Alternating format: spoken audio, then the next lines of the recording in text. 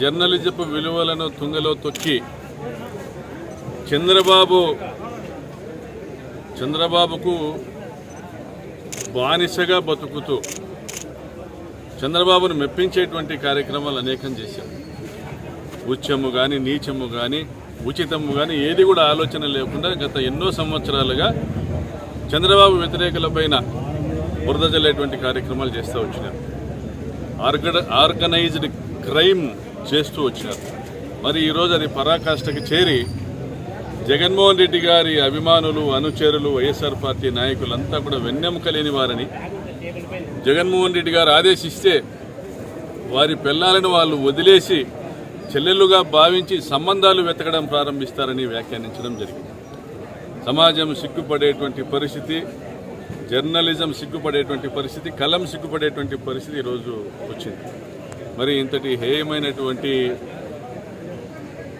వక్ర భాష్యాన్ని రాతలలో విషం చిమ్ముతూ వ్యక్తీకరించినటువంటి ABN రాధాకృష్ణను arrest చేయాలని, తత్సంబంధిత సెక్షన్ల ఆధారంగా ఆయన పైన కేసు నమోదు చేయాలని రాష్ట్ర వ్యాప్తంగా వైఎస్ఆర్ కాంగ్రెస్ పార్టీ శ్రేణులు వారి పోలీస్ స్టేషన్లలో కంప్లైంట్ ఇవ్వడం జరిగింది. అదేవిధంగా ఈరోజు రాప్తాడు నియోజకవర్గంలో రాప్తాడు పోలీస్ స్టేషన్లో ఈరోజు కంప్లైంట్ను సమర్పించడం జరిగింది.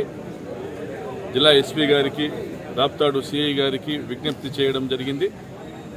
అయ్యా, మీరు మా అందరి మనోభావాలను, వైఎస్ఆర్ కాంగ్రెస్ పార్టీకి సంబంధించిన కోటాను కోట్ల కార్యకర్తల మనోభావాలను కూడా దృష్టిలో ఉంచుకొని మా కుటుంబాలలో చిచ్చులు పెట్టేటువంటి వ్యాఖ్యలు చేసినటువంటి ఇటువంటి హేయమైన నీచమైన చర్యపైన చర్య తీసుకోవాలనేసి మిమ్మల్ని విజ్ఞప్తి చేస్తూ ఉన్నాం. చంద్రబాబు నాయుడు గారు, మీరు కానీ, మీ కుమారుడు కానీ, పవన్ కళ్యాణ్ కానీ, మీ పార్టీ సభ్యులు కానీ మీ భార్య పట్ల అనుచితంగా వ్యాఖ్యానం చేశారనేసి కొందరి మీద మీరు పోరాటమే చేశారు. మీకు బహుశా మీ పార్టీ అంతా కూడా మీకు మద్దతు తెలిపి ఉండొచ్చు, మీకు అండగా నిలబడి ఉండవచ్చు.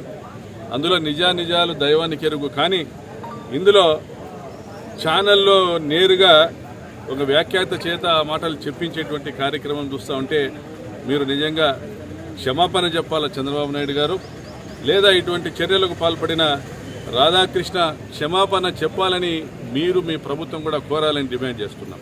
Thank you. జై జగన్.